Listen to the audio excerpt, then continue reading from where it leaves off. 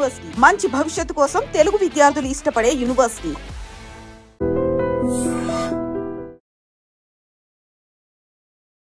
Hi hello నమస్తే, welcome back to iDream media. ఈరోజు మనతో ఉన్నారు జిటిఎఫ్ ఫౌండర్ అయిన విశ్వేశ్వర రెడ్డి గారు. ముఖ్యంగా లేటెస్ట్ అమెరికన్ అప్డేట్స్ గురించి సార్తో మాట్లాడదాం. Hi sir. నమస్కారం. How are you sir? Very good. And you? I'm fine sir. Sir, Trump తీసుకొచ్చిన ఒక కీలక నిర్ణయంలో ఎవరైతే అక్కడ స్టూడెంట్స్ F1 వీసా మీద వెళ్ళి ఉంటారో వాళ్ళు ఆన్ క్యాంపస్ కాకుండా బయటకు వచ్చి జాబ్స్ చేయడం ఇంక నుంచి కుదరదు అని ఒక రూల్ పాస్ చేయడం జరిగింది. బట్ అక్కడున్న ఎక్స్పెన్సెస్ చూసుకున్నా, అక్కడ వాళ్ళకి కావాల్సిన అవసరాలు చూసుకున్నా అయ్యే ఖర్చులు ఇండియన్ రూపీస్లో చాలా ఎక్కువ. మరి ఇప్పుడు వాళ్ళ పరిస్థితి ఏంటి? వాళ్ళకి అక్కడ ఎంబసీ ఏమైనా సహాయం చేసే ఛాన్సెస్ ఉన్నాయంటారా? Okay, very good. Good question. యాక్చువల్గా ట్రంప్ వచ్చేసి ఎప్పుడు కూడా ఇది అనాథరైజ్డ్ వర్క్ చేయొద్దు అనేది ఇప్పుడు కొత్త పాలసీ కాదు. It has been there for many years. F1 program అనేది ఎలా ఉంటుందంటే, ఇక్కడ మనం వెళ్ళే కంటే ముందే ఒక I-20 ఫామ్ ఉంటుంది. I-20 ఫామ్లో క్లియర్గా మనకు చెప్తారు ఫీజు, ఎడ్యుకేషనల్ ఫీజు ఎంత అని, తర్వాత బోర్డింగ్ లాడ్జింగ్ ఫీజెస్ ఎంత అని అందులో ఉంటుంది. అది మనకు తెలుసు. అంటే ఒక $20,000 ఎడ్యుకేషన్ ఫీజు ఉంటే ఇంకొక $10,000 ఎక్స్పెన్సెస్ అవుతాయి. సో $30,000 I-20 తీసుకెళ్ళి మనం బ్యాంకుకి వెళ్తాం, ఆర్ లేకపోతే మన ఓన్ ఫండ్స్ ఉన్నా కూడా. So what ever the outlook money, మనం యూజువల్గా మన అబ్బాయిని పంపించినప్పుడు 30 లక్షలు 40 లక్షలు అంటే ఇంకొక 10 లక్షలు యాడ్ చేసుకుంటాం, ఎందుకంటే చేతి ఖర్చులు పోవడానికి రావడానికి. అవుట్లుక్ చేస్తే మనం బ్యాంకుకి వెళ్తాం. బ్యాంకుకు ప్రొసీజరల్గా ఏం చేస్తారంటే అంత అమౌంట్కి లోన్ ఇస్తారు, అంటే మొత్తం డబ్బుకి. So the programme F1 programme ఏంటంటే అమెరికాకి వెళ్ళి చదువుకొని మళ్ళీ వెనకకి వస్తామన్న ఒక ప్రామిసెస్ మీదనే వాడు F1 వీసా US కాన్సులేట్లో ఇస్తారు. నాట్ దట్ వర్కింగ్ అనేది అసలు ఫర్గెట్ అబౌట్, అసలు పని చేయడము అనాథరైజ్డ్ వర్క్ గురించి పక్కకు పెట్టండి. ఆ ప్రోగ్రాంలో ఎక్కడ కూడా ఆ లైన్లో ఉండదు, మీకు ఆస్ట్రిక్లో పెట్టి కూడా రాయరు, తెలుసు కదా, ఫైన్ లైన్స్ అంటారు. అది కాకుండానే ఉంటుంది. సో దానికి మనం అబైడ్ అవుతామని చెప్పి వెళ్తేనే మన US కాన్సులేట్లో వీసా ఇస్తారు. ఆ ప్రోగ్రామ్ని చాలా ఏళ్ళ నుంచి నడుపుకుంటూ వస్తున్నారు. అంటే మన వాళ్ళు వెళ్తున్నారు, అక్కడ చదువుకుంటున్నారు. చదువుకున్న తర్వాత there is another programme H1B. అంటే మాస్టర్స్ అయిపోయాక ఒక 3 years based on the stem. If it's science, technology, engineering, mathematics అయితే 36 months. If it's not that రెగ్యులర్గా మేనేజ్మెంట్ కోటా కానీ లీగల్ కోటా కానీ అటువంటిది అయ్యేది ఉంటే ఓన్లీ 12 months ఉంటుంది. సో ఆ లైన్లోనే they will go there and they will స్టడీకే. Then during their study of 2 years or 3 years, they will give 5 years visa. Even if it's a 2 years program also 5 years ఇస్తారు.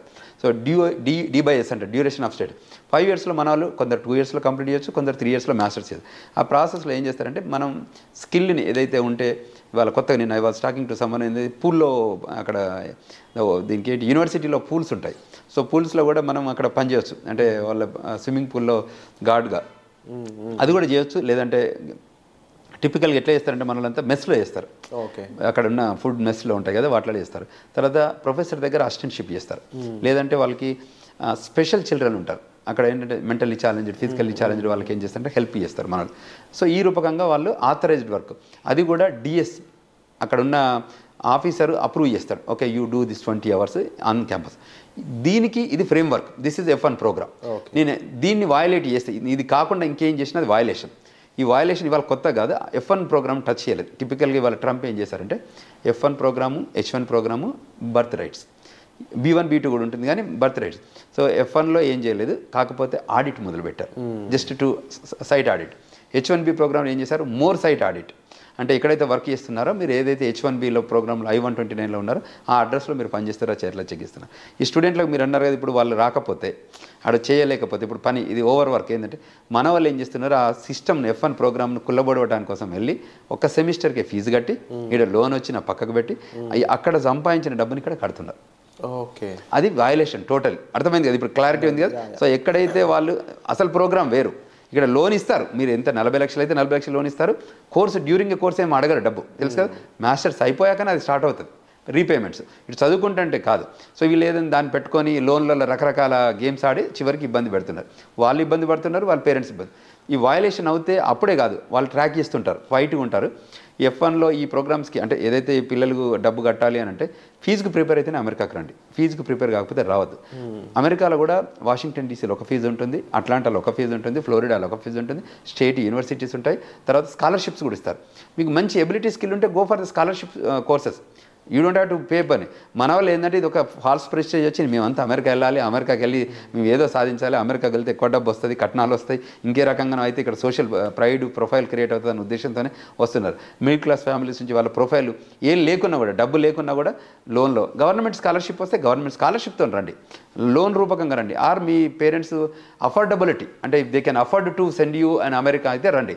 కానీ ఇటువంటి వయలేషన్స్కి రావద్దు. వయలేషన్స్కి వస్తే టిపికల్గా they will ఇంకా ఎట్లా ఉంటాయి పోర్ట్ ఆఫ్ ఎంట్రీలో ఒకసారి వచ్చి మాస్టర్స్కి వెళ్ళి మళ్ళీ ఇంట్లో పేరెంట్స్ చూడడానికి వెళ్ళి మళ్ళీ లోపలికి వస్తారు కదా, అప్పుడు ట్రాక్ చేస్తారు. ఎప్పుడైతే పోర్ట్ ఆఫ్ ఎంట్రీలో సిబిపి ఆఫీసర్ కూర్చుంటాడు, చాలా ఉంటుంది. యూనివర్సిటీ I-20 ఇస్తుంది, ఇక్కడ కాన్సులేట్ వీసా ఇస్తుంది, అమెరికాలకు రావడానికి సిబిపి ఆఫీసర్ అప్రూవల్ ఇవ్వాలి. సో ఎన్ని స్టెప్స్ ఉన్నాయో చూసారు కదా. అంటే ఒకప్పుడు ఇవన్నీ పట్టించుకోలేదు, ఇవాళ మేము ఎడ్యుకేట్ చేస్తున్నాం. యాజ్ అన్ ఆర్గనైజేషన్గా కూడా మేము సెమినార్స్, సింపోజిజమ్స్ చేసి okay these are the quality line items you need to follow. If you cannot follow, then you have to come back. If you follow, you are there welcoming. ఇప్పుడు నేను been there for many years. So ఇన్నేళ్లలో మేము నేర్చుకున్నాం కదా అన్ని. If we followed all the lines, we got the green card, we got the citizenship. అంటే నేను టిపికల్గా immigration చాలా బాగుంటుంది. America is the very democratic country, law of the land follow అవుతుంది. తర్వాత the land of opportunities, more employment opportunities, more educational opportunities, more business opportunities. ఇవన్నీ వేరే ఎక్కడ దొరకదు. ప్లస్ అక్కడ పుట్టిన పిల్లలకి సిటిజన్షిప్ ఇస్తారు. సో దాన్ని కూడా ఎందుకంటే బర్త్ రైట్స్ మీద కాన్సెప్ట్ వచ్చింది కాబట్టి దాన్ని కూడా మనల్ని మిస్యూజ్ చేశారు. బర్త్ రైట్స్ మేము ఇస్తే బర్త్ టూరిజం మీరు చేశారు. అర్థమైంది క్లియర్గా? కేవలం పిల్లల కోసం అక్కడ ముందుగా ఒక 3-4 months ముందుగా వెళ్ళిపోయి అక్కడ కంటున్నారనే విషయం వాళ్ళకి తెలిసినా కూడా దాన్ని అప్పుడే రద్దు చేయకపోవడం గల కారణం ఏంటంటే ట్రాకబిలిటీ. ఇప్పుడు ఎలా ఉంటుందంటే మనకు ఇక్కడ కొత్త ఆఫీసర్ వస్తారు కదా, ఒక కొత్త ఎస్పీ వస్తే ఏం చేస్తాడు, ఇమ్మీడియట్గా ఇంప్లిమెంట్ ఏం చేస్తాడు, చాలా గ్రౌండ్ లేదు. ఒక్కొక్క పాలసీ ఏమంటే ఫస్ట్ బిలీవ్ చేశారు. అంటే టిపికల్గా ఏంటంటే మీరు వచ్చి ప్రాపర్గానే ఉంటున్నారు అనుకున్నారు, కానీ ఎప్పటి వరకు వచ్చారంటే 98% ఫ్రాడ్ దాకా వెళ్ళింది. +or-3% ఎప్పుడు వెల్కమ్ చెప్తుంది ఎవరైనా ఇట్లా ఇమీడియట్గా యాక్ట్ చేయరు. Once it's accumulated then it is an accumulated anger. అర్థమైంది కదా మీకు? అది పర్సెంటేజ్ పెంచుకుంటూ వెళ్తే అసలు మేము అక్కడికి వెళ్ళేదే పిల్లలు కనడానికి వెళ్ళే ప్రోగ్రామ్ మీద వెళ్తే ఎలా ఉంటుంది? ఇప్పుడు అక్కడ అనుకోకుండా పిల్లలు పుట్టడం వేరు, కానీ అదే ప్రోగ్రామ్ మీద చీటింగ్ చేద్దాం కంట్రీని అని వెళ్తే వాళ్ళు అబ్జర్వ్ చేస్తారు. డెమోక్రటిక్ పార్టీ మోర్ టిపికల్గా లిబరలైజేషన్ ఉంటుంది, ఇది రిజిడ్గా ఉంటుంది. Republican Party they are more nation first, rightist wing of the country. So వాళ్ళు క్లియర్గా చెప్తారంటే మా కంట్రీ రూల్స్ ఫాలో అయితేనే మీరు ఉండండి, లేకపోతే మేము పంపించేస్తామని ష్రూడ్గా ఉంటారు. ఇక్కడ డెమోక్రటిక్ ఏంటంటే ప్రపంచంలో ఏ గొడవ అయినా, ప్రపంచంలో ఎక్కడ అసైలం ఇష్యూస్ అయినా, ప్రపంచంలో కొట్లాడుకున్నా కూడా వాళ్ళని తీసుకొచ్చి ఈ కంట్రీలో పెట్టుకుంటుంది. మంచి ప్రోగ్రామ్ ఉంది అందులో కూడా. మొన్న ఆఫ్ఘనిస్తాన్ వాళ్ళకి మంచిగా ఇచ్చారు, వాళ్ళకి రావడం వాళ్ళకి వర్క్ పర్మిట్ ఇచ్చారు, ఫ్లైట్లలో తీసుకొచ్చి డంప్ చేశారు, దాన్ని కూడా జియోగ్రఫికల్గా కూడా డిస్ట్రిబ్యూట్ చేశారు. వాళ్ళందరికీ ఫుడ్ స్టాంప్స్ అంటారు, ఫుడ్ స్టాంప్స్ కూడా ఇచ్చారు, అంటే వెల్కమ్ చెప్పి ఇచ్చారు. బట్ ఇప్పుడున్న పోస్ట్ పాండమిక్ రెసిషన్లో America is not welcoming. So అది ప్రాబ్లం, అదే రప్చర్ తప్ప. కానీ Trump is the personality wise ఆయన ఏమంటారంటే లీగల్ ఇమిగ్రేషన్గా రండి, క్వాలిటీ పీపుల్ రండి, స్కిల్డ్ లేబర్ రండి, we welcome it. But cheat చేయడానికి వచ్చారనుకోండి, we don't welcome it, we will send you. అది సంఖ్యలు, కాళ్ళకు బంధాలు, వాట్ ఎవర్ యూ సేవ్ కనిపిస్తున్నాయి కూడా, కనిపిస్తున్నాయి చేస్తారు. అవి వయలేషన్ అయితే ఇప్పుడు నేను ట్రాఫిక్లో వెళ్తూ నేను అక్కడ ఉన్నామని కూడా నేను వయలేట్ చేస్తే నాకు కూడా హ్యాండ్ కప్ వేస్తారు. ఇట్స్ నాట్ దట్ వీళ్ళకి వేస్తారు వాళ్ళకి వేయరని ఉండదు. తప్పు చేస్తే ఎవరైనా, నేను DUIలో దొరికాను అనుకోండి, నాకు కూడా హ్యాండ్ కప్ వేస్తారు, అక్కడ వేసి పట్టుకుపోతారు. సో ఇన్ కేసు నేను అనేది అరెస్ట్ చేస్తే ఎలా ఉంటుంది, ఇక్కడ కూడా ఏంటంటే వయలేషన్స్ క్లియర్గా ఏంటంటే అంతకుముందు లా ఆఫ్ ద ల్యాండ్ పూర్తిగా తెలియలేదు, ఇప్పుడు బాగా తెలుస్తుంది. కాబట్టి ఈ law of the land follow కావాలి. మేముంది, లా ఫర్మ్స్ ఉంది, నాన్ ప్రాఫిట్ ఆర్గనైజేషన్స్ ఉంది. ఏంటంటే వీ వాంట్ టు ఎడ్యుకేట్. ఇప్పుడు మేము ముందు వెళ్ళాము ఒక 25 ఏళ్ల క్రితం, వాళ్ళని కూడా రావాలనే కోరుకుంటున్నాం. ఆ ప్రోగ్రామ్ని యూటిలైజ్ చేసుకోమంటున్నాం. మీరు అక్కడ కూడా సెటిల్ కండి, ఎందుకంటే generation will move on. The new generation is marching towards to America. We want to welcome everyone. వాళ్ళు కూడా రావాలి, కష్టపడి చదవాలి. నేను మాట్లాడుతుంటే చెప్పామండి, $10 $12 వెళ్ళి గ్యాస్ స్టేషన్, గ్రోసరీ, లిక్కర్ స్టోర్లో పనిచేయడం ఎందుకండి? మీరు కష్టపడి చదివి మీ ఎబిలిటీ చూపిస్తే $100,000 జాబ్ ఆర్డర్ రెడీగా ఉంది. Just focus on that $100,000. Why you want ఇవంటి పని చేస్తూ భయంగా బతుకుతుంటారు.